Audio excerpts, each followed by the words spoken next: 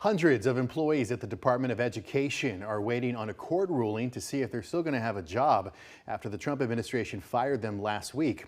Those firings have reportedly wiped out the office responsible for overseeing special education funding and compliance.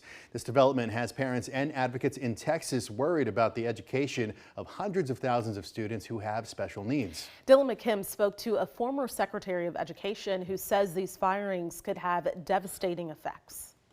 She will need care and help for all of her activities of daily living for the rest of her life. Gloria Rodriguez's daughter has a rare form of epilepsy. She's nonverbal and has cognitive delays. When she started elementary school, the district determined she would need special education services. For the first 5 years, she received homebound education, but Rodriguez noticed her daughter was missing out on additional services. I was told that, well, we don't have the funding for physical therapy, or we don't have the funding for her to come on campus and have a one-on-one aide with her all the time. Rodriguez said she felt the school district was breaking federal law, which provides all students have a free, appropriate public education. I was not well informed, I'll say that. Historically, the Department of Education would act as a watchdog to ensure states and schools are complying with the law. But a majority of the federal workers who did that were just fired. Stephen Alamon is a senior policy specialist with Disability Rights Texas. He's also concerned about funding. The DOE administers special education dollars to the state, which then allocates that money to school districts to help pay for programs. There is